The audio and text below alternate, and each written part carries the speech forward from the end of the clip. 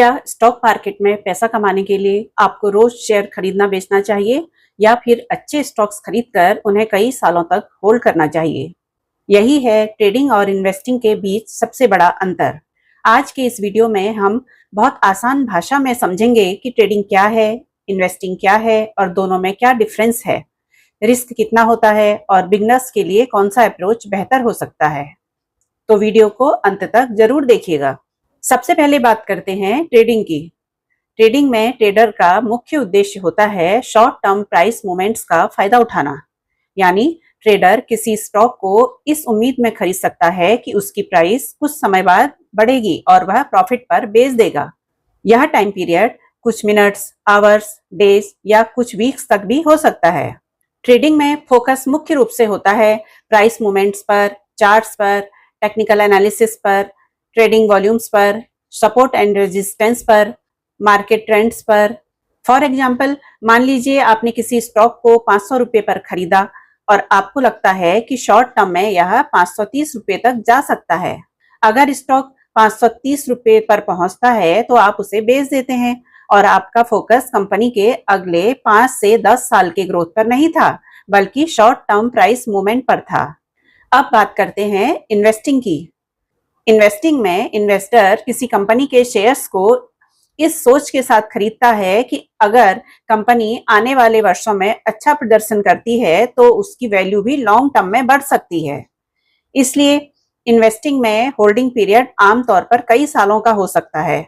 Investors company की चीजों को ज्यादा ध्यान से देखते हैं, जैसे revenue growth, profit margins, ROE and ROC, debt, cash flow, promoter holding, business model, competitive advantage, future growth potential, management quality. यानी इन्वेस्टर का सवाल होता है यह कंपनी अगले 5 से 10 साल में कैसी हो सकती है। अब हम ट्रेडिंग और इन्वेस्टिंग के बीच का अंतर समझते हैं। अब दोनों को एक सिंपल एग्जाम्पल से समझते हैं। मान लीजिए एक स्टॉक की करंट प्राइस 1000 रुपया है। एक ट्रेडर सोच सकता है चार्ट बुलिश है, शायद अगले कुछ दिनों में स्टॉक 1100 रुपये तक जा सकता है। वहीं एक इन्वेस्टर सोच सकता है कंपनी का बिजनेस मजबूत है, अर्निंग्स लगातार बढ़ रही हैं और फ्यूचर ग्रोथ पोटेंशियल अच्छा है, इसलिए मैं इसे कई वर्षों तक होल्ड कर सकता हूं। यानी ट्रेडर का फोकस प्राइस मूवमेंट पर है और इन्वेस्टर का फोकस बिजनेस और लॉन्ग टर्म ग्रोथ पर है। अब हम ट्रेडिंग और इन्वेस्टिंग के बीच क्विक कंपैरिजन करते हैं। ट्रेडिंग की अप्रोच शॉर्ट टर्म की रहती है और इन्वेस्टिंग की अप्रोच लॉन्ग टर्म की रहती है। ट्रेडर प्राइस मूवमेंट पर फोकस करता है और इन्वेस्टर बिजनेस फंडामेंटल्स पर फोकस करता है। ट्रेडर टेक्निकल एनालिसिस का ज्यादा इस्तेमाल करता है और इन्वेस्टर फंडामेंटल एनालिसिस का ज्यादा इस्तेमाल करता है। Trader frequent buying and selling करता है और इन्वेस्टर बाइंग और सेलिंग कम करता है। ट्रेडर में हायर एक्टिविटी रहती है और इन्वेस्टर में पेशेंस इंपॉर्टेंट रहता है। ट्रेडर में रिस्क मैनेजमेंट बहुत इंपॉर्टेंट रहता है और इन्वेस्टर में कंपाउंडिंग का बेनिफिट मिल सकता है। अब सवाल यह है कि रिस्क किसमें ज्यादा है। यह कहना सही नहीं होगा कि सिर्फ ट्रेडिंग रिस्की है और इन्वेस्टिंग हमेशा सेफ है। दोनों में रिस्क होता है। ट्रेडिंग में शॉर्ट टर्म प्राइस मूवमेंट्स तेज हो सकते हैं, इसलिए बिना प्रॉपर नॉलेज और रिस्क मैनेजमेंट के नुकसान तेजी से हो सकता है। इन्वेस्टिंग में भी अगर आपने खराब फंडामेंटल्स वाली कंपनी में बिना रिसर्च के इन्वेस्टमेंट किया है तो लॉन्ग टर्म में भी नुकसान हो सकता है। इसलिए मार्केट में एक बात हमेशा याद रखिए, लॉन्ग टर्म होने से इन्वेस्टमेंट ऑटोमेटिकली सेफ नहीं हो जाता। अब सवाल ये है कि बिगनर्स के लिए क्या बेहतर है। अगर आप स्टॉक मार्केट में बिल्कुल बिगनर हैं तो सबसे पहले मार्केट को समझना जरूरी है। आपको यह सीखना चाहिए कंपनी का बिजनेस कैसे समझें, फाइनेंशियल स्टेटमेंट कैसे पढ़ें, रेवेन्यू और प्रॉफिट ग्रोथ कैसे देखें, आरओई और आरओसी क्या बताते हैं, डेट कितना है, कैश फ्लो कैसा है, वैल्यूएशन रीजनेबल है या नहीं। ट्रेडिंग शुरू करने से पहले भी आपको रिस्क मैनेजमेंट, पोजीशन साइजिंग और टेक्निकल एनालिसिस की अच्छी अंडरस्टैंडिंग होनी चाहिए। इसलिए सिर्फ यह देखकर कि किसी ने ट्रेडिंग में बहुत पैसा कमाया है, तुरंत ट्रेडिंग शुरू कर देना सही अप्रोच नहीं है। क्या एक व्यक्ति ट्रेडिंग और इन्वेस्टिंग दोनों कर सकता है? हाँ, बिल्कुल कर सकता है, लेकिन दोनों के लिए अलग अलग स्ट्रेटजी रखना जरूरी है।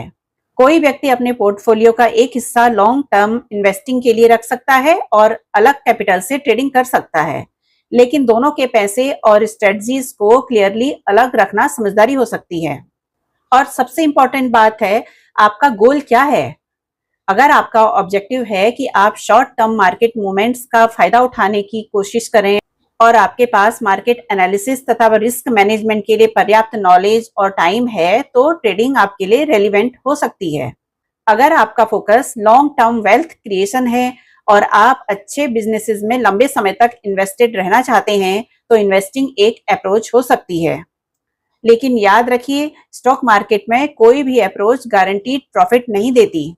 तो दोस्तों, सिंपल शब्दों में अगर हम बोलें, ट्रेडिंग में शॉर्ट टर्म प्राइस मूवमेंट होता है और इन्वेस्टिंग में long term business growth. Trading में ज्यादा एक्टिविटी और डिसिप्लिन की जरूरत होती है, जबकि इन्वेस्टिंग में रिसर्च, पेशेंस और लॉन्ग टर्म थिंकिंग बहुत इंपॉर्टेंट होती है। आप ट्रेडिंग करें या इन्वेस्टिंग, सबसे जरूरी है कि बिना समझे और बिना रिसर्च के किसी स्टॉक में पैसा ना लगाएं। अब हम बात करेंगे डिविडेंड की। क्या डिविडेंड से पैसा कमाया जा सकता है? क्या आपने कभी सोचा है कि शेयर खरीदने के बाद अगर कंपनी आपको समय समय पर पैसा देती रहे, तो क्या इससे एक रेगुलर इनकम बनाई जा सकती है? जी हाँ, मैं बात कर रही हूँ डिविडेंड इनकम की। लेकिन यहाँ एक बहुत इंपॉर्टेंट सवाल है, क्या सिर्फ डिविडेंड देने वाले स्टॉक्स खरीदकर आप अच्छा पैसा कमा सकते हैं? और क्या डिविडेंड से मिलने वाला पैसा वास्तव में एक्स्ट्रा इनकम है? तो सबसे पहले समझते हैं कि डिविडेंड आखिर होता क्या है। जब कोई कंपनी अपने प्रॉफिट का एक हिस्सा अपने शेयर होल्डर्स को डिस्ट्रीब्यूट करती है, तो उसे डिविडेंड कहते हैं। मान लीजिए आपके पास किसी कंपनी के 100 शेयर्स हैं और कंपनी ने अनाउंस किया कि वह 10 रुपया पर शेयर डिविडेंड देगी, तो आपको मिलेगा 100 इंटू 10 इक्वल टू 1000 रुपीज। यानी आपके बैंक अकाउंट में 1000 रुपया डिविडेंड के रूप में आ सकता है, अगर आप रिकॉर्ड डेट की एलिजिबिलिटी रिक्वायरमेंट्स पूरी करते हैं। तो क्या डिविडेंड से सच में पैसा कमाया जा सकता है? हाँ, बिल्कुल। लेकिन यहाँ एक बात समझना बहुत जरूरी है। डिविडेंड से पैसा कमाने के लिए आपके पास उस कंपनी के शेयर्स होने चाहिए। जितने ज्यादा एलिजिबल शेयर्स आपके पास होंगे, उतना ज्यादा डिविडेंड मिल सकता है। अगर किसी कंपनी का डिविडेंड 5 रुपीज पर शेयर है और आपके पास 1000 शेयर्स हैं, तो 1000 into 5 that is equal to 5000 rupees. अगर कंपनी साल में 2 बार ऐसा डिविडेंड देती है, तो टोटल डिविडेंड 10,000 रुपीज हो सकता है। लेकिन यह तभी होगा जब कंपनी वास्तव में डिविडेंड डिक्लेयर और पे करे। डिविडेंड गारंटीड इनकम नहीं है। अब आता है एक बहुत important term, dividend yield. Dividend yield हमें यह समझने में मदद करता है कि किसी स्टॉक की करंट मार्केट प्राइस के मुकाबले वह कितना डिविडेंड दे रहा है। इसका फॉर्मूला है dividend yield equal to annual dividend per share divided by current market price into 100। मान लीजिए किसी स्टॉक का एनुअल डिविडेंड 10 रुपया है और उसका करंट मार्केट प्राइस 200 रुपया है, तो 10 divided by 200 into 100 that is equal to 5%। यानी डिविडेंड यील्ड लगभग 5% है। लेकिन सिर्फ हाई डिविडेंड यील्ड देखकर स्टॉक खरीदना सही स्ट्रेटजी नहीं है। हाई डिविडेंड यील्ड हमेशा अच्छा नहीं होता। यह बहुत इंपॉर्टेंट पॉइंट है।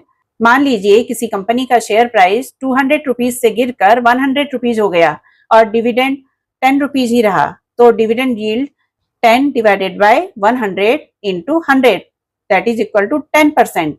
अब स्क्रीन पर डिविडेंड यील्ड 10% दिखाई दे सकता है, लेकिन इसका मतलब यह नहीं है कि कंपनी अचानक बहुत अच्छी हो गई। हो सकता है कि शेयर प्राइस गिरने की वजह से डिविडेंड यील्ड बढ़ गया हो। इसलिए high dividend yield is not equal to automatically good investment. आपको कंपनी का business, profits, cash flow, debt और फ्यूचर प्रोस्पेक्ट्स भी देखना चाहिए। क्या डिविडेंड से रेगुलर मंथली इनकम मिल सकती है? यह भी एक कॉमन मिसकंसेप्शन है। हर कंपनी मंथली डिविडेंड नहीं देती। कंपनियां अपने डिविडेंड अलग अलग समय पर डिक्लेयर कर सकती हैं और डिविडेंड फ्रीक्वेंसी कंपनी स्पेसिफिक होती है। इसलिए अगर आपका गोल रेगुलर इनकम बनाना है, तो सिर्फ 1-2 डिविडेंड स्टॉक्स पर डिपेंड करना रिस्की हो सकता है। इसके बजाय इन्वेस्टर्स अक्सर अलग अलग कंपनीज और एसेट्स को डाइवर्सिफाई करने पर विचार करते हैं। अब हम देखेंगे कि डिविडेंड इनकम बनाने के लिए कितना इन्वेस्टमेंट होना चाहिए। अब एक इंटरेस्टिंग कैलकुलेशन करते हैं। मान लीजिए आपका टारगेट है 1 lakh rupees annual dividend income और आपकी पोर्टफोलियो की एवरेज डिविडेंड यील्ड है 5%, तो theoretically 1 lakh divided by 5% that is equal to 20 lakh rupees, यानी लगभग 20 लाख रुपीज का इन्वेस्टमेंट चाहिए। लेकिन ध्यान रखिए, यह सिर्फ मैथमेटिकल एग्जाम्पल है। एक्चुअल डिविडेंड यील्ड बदल सकता है। कंपनीज डिविडेंड कम या ज्यादा करती रहती हैं और शेयर प्राइसेस भी बदलते रहते हैं, इसलिए इसे गारंटीड रिटर्न ना समझें। अब सवाल ये है कि डिविडेंड लेने के लिए किन डेट्स को समझना जरूरी है। डिविडेंड इन्वेस्टिंग में कुछ इंपॉर्टेंट डेट्स होती हैं। एक होती है रिकॉर्ड डेट। यह वह डेट होती है जिसके आधार पर कंपनी डिटरमाइन करती है कि कौन शेयर होल्डर डिविडेंड पाने के लिए एलिजिबल है। और दूसरी होती है एक्स डिविडेंड डेट। इस डेट के आसपास शेयर खरीदने की एलिजिबिलिटी इंपॉर्टेंट होती है, इसलिए केवल डिविडेंड पाने के लिए लास्ट मोमेंट पर स्टॉक खरीदना हमेशा स्ट्रेट फॉरवर्ड स्ट्रेटजी नहीं होती। डिविडेंड अनाउंसमेंट के साथ कंपनी की रिकॉर्ड डेट और एक्स डिविडेंड डेट जरूर चेक करें। अब सवाल ये है कि क्या डिविडेंड मिलने से शेयर प्राइस पर कोई असर पड़ता है? जी हाँ, डिविडेंड का शेयर प्राइस पर असर हो सकता है। जब कंपनी डिविडेंड पे करती है तो थ्योरेटिकली कंपनी से कैश बाहर जाता है। इसी वजह से एक्स डिविडेंड डेट के आसपास स्टॉक प्राइस में डिविडेंड के आसपास एडजस्टमेंट देखने को मिल सकता है।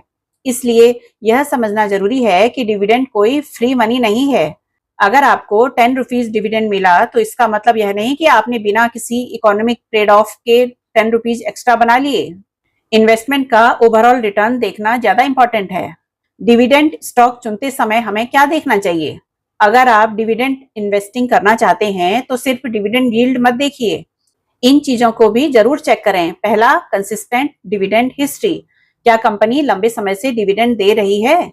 दूसरा है प्रॉफिट ग्रोथ। क्या कंपनी के प्रॉफिट्स सस्टेनेबल तरीके से बढ़ रहे हैं? तीसरा है कैश फ्लो। क्या कंपनी के पास वास्तव में पर्याप्त कैश फ्लो है? चौथा है डेट। बहुत ज्यादा डेट वाली कंपनी में डिविडेंड सस्टेनेबिलिटी को ध्यान से देखना चाहिए। पांचवा है dividend pay out ratio. Company अपने प्रॉफिट का कितना हिस्सा डिविडेंड के रूप में डिस्ट्रीब्यूट कर रही है। और छठवां है बिजनेस क्वालिटी। कंपनी का कोर बिजनेस मजबूत और सस्टेनेबल है या नहीं। अब सवाल आता है, डिविडेंड स्टॉक बेहतर है या ग्रोथ स्टॉक? इसका कोई यूनिवर्सल आंसर नहीं है। डिविडेंड फोकस्ड कंपनीज इन्वेस्टर्स को कैश इनकम दे सकती हैं, वहीं ग्रोथ कंपनीज अपने प्रॉफिट्स को बिजनेस एक्सपेंशन में री इन्वेस्ट कर सकती हैं और फ्यूचर ग्रोथ पर फोकस कर सकती हैं। इसलिए इन्वेस्टमेंट का चुनाव आपके goal, risk tolerance, time horizon, portfolio पर डिपेंड करता है।